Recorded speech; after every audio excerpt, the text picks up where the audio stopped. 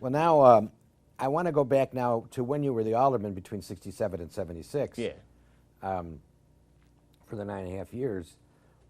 John Stroger, who went on to be the county board president, and whose son was county board president after him. Later, he became the president. This is quite a bit later. Yes, but he was the committeeman of the 8th He Ward. was the committeeman all the while. Now, it so happens if I had not been elected alderman, John Stroger would have never become committeeman, because the person running against me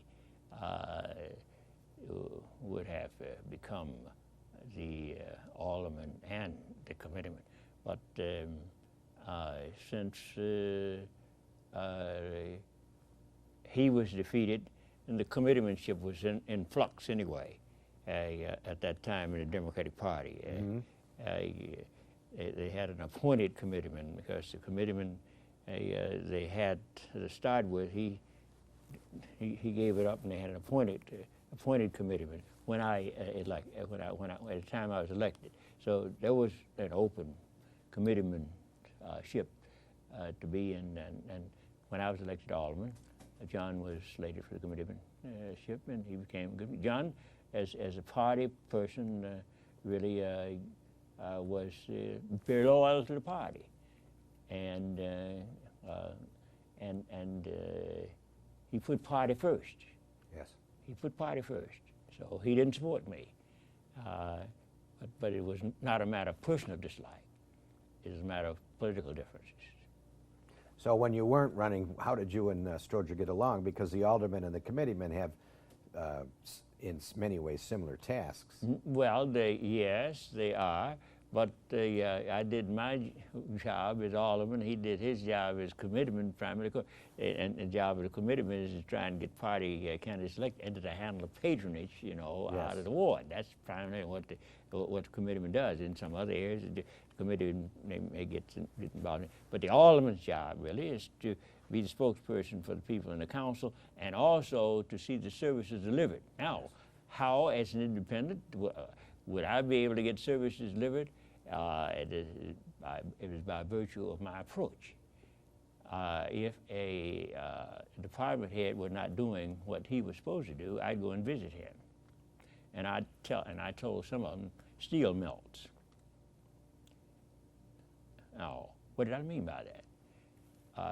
You, of course, have an obligation to perform your services, and if you're not, steel mills. What I admit, and I called press conferences. Is it a bad situation? I called the press out. I showed the press situation, you see. Look all this, happening here. The city's not doing anything about it. And so they didn't want this kind of stuff going on. And also, some of these situations, there are a lot of other things going on that shouldn't be going on, if you look into it, you see. Well, and so this is the kind of let's say leverage I had, and let's say things were done, you see. So steel melts, basically you brought some heat. That's right. Yeah. That's right. In one time that you ran for alderman, Verdoliak had tried to sneak a candidate in against Verdoliak, yes. Alderman Verdoliak of the 10th Ward. That's right. He had his designs on expanding his a fellow named Bowen. Bowen. He's still around. Oh, Bowen's still around, and he was living in the 8th Ward, and he ran for alderman. He did, and he had money, and he put up a lot of signs. He put up more signs, and he got votes. I don't think he got more than 500 votes. And had more signs than that out there, you see. And they didn't even take the situation to a runoff. They didn't at the time Bowen ran, but in fact, the Bolek said to me once later, he said, "My, that Bowen was a con man."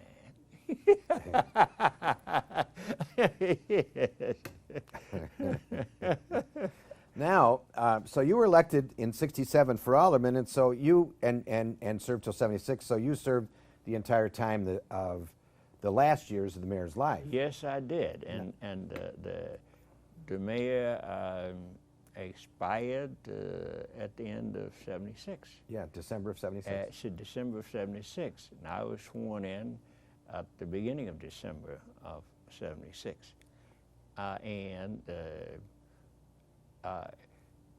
The mayor was a person who, in my view, did not dislike me. I have reason to say he liked me.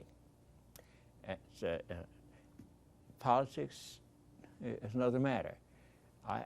Not only do I say that because of my involvement with the mayor, such as it was, I can say that I asked to meet with the mayor, counting the times that I asked to meet with him when I was chair of the Chatham Island Park Community Council, and the time I asked to meet with him when I was on, about half a dozen times. The mayor never refused to meet with me. He never, and the mayor did not disagree with me. He didn't. When I was chair of the Avalon Park Community Council, we have a very active organization. I had a column, and we had a lot to say about what was going on in the city. And it was a bulletin newspaper then, not a column in it, you see. And so a lot of things the city was doing were not what they should have been doing. And but on occasions, I asked to meet with him several about our needs, and he made promises. He kept those promises. He kept those promises. Can you explain, give me like one of a promise that he kept? Yeah, one promise is we need parks. We need parks. They had a big vacant tract. We read about that tract recently because there's a park out there. It's Cole Park. Cole Park. In the heart of Canton. We need parks in this area. And there's this vacant land. Of course, there was something else all going on about that land too, relative to prospects of what might be built there otherwise, you see. And some people had some concerns and reservations about that. And I met with the mayor and talked with him about that. And I met with the mayor and talked. But we had at 79th and King Drive in South Park. We had a corner there with two with service stations, and they got an empty lot. They plan to put up another service station. We don't need another service station over here on the east side here. We need libraries. Okay? Whitney Young is the result of our consultations with the mayor. Cole Park is the result of our consultation with the mayor.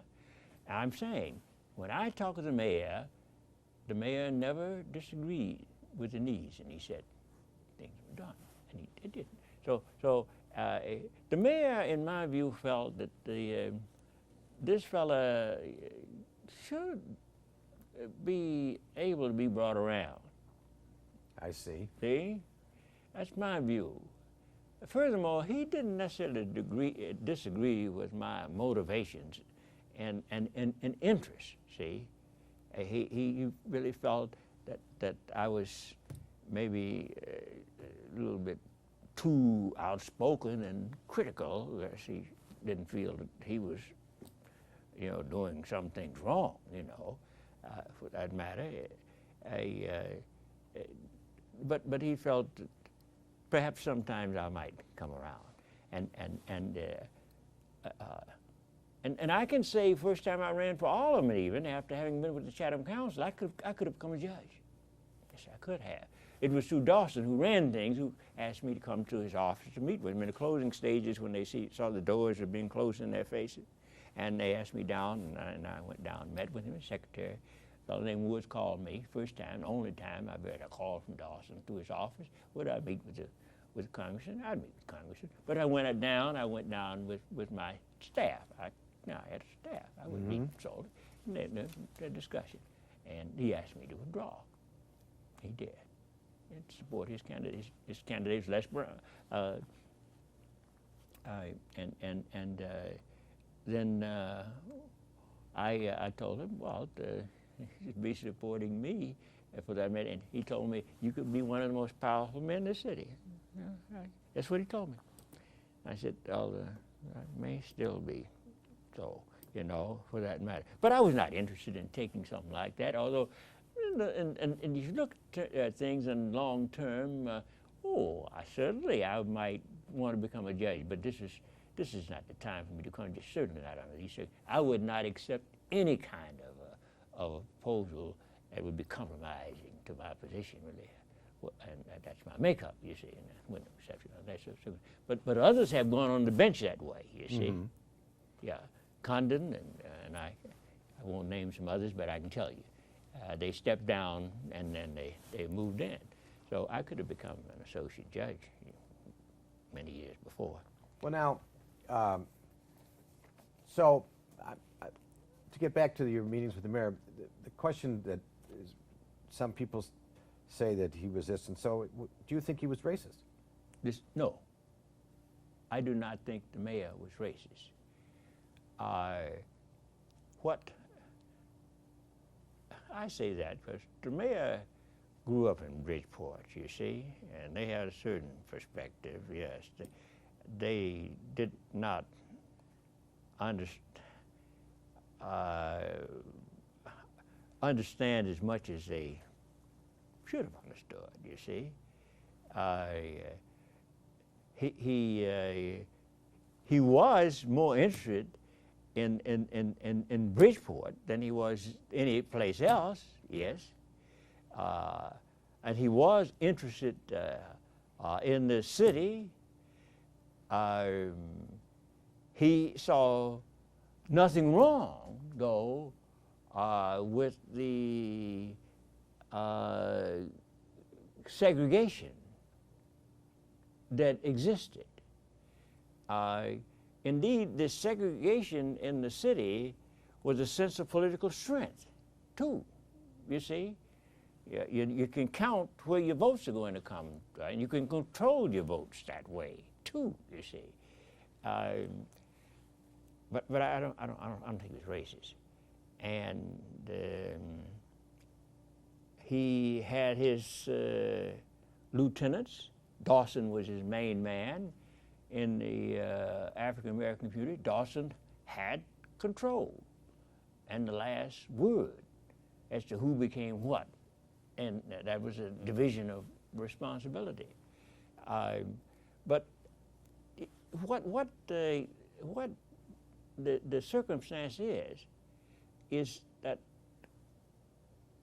people, because of their experiences, see things through different lenses. Not racist as such, you see. I don't call it racist. But a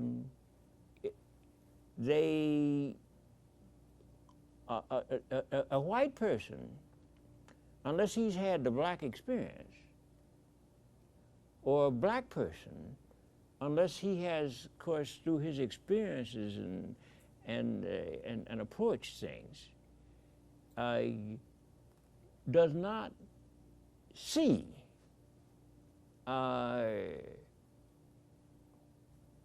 the opposite person as other people who are the same as that opposite person sees him. This is the nature of things, you see.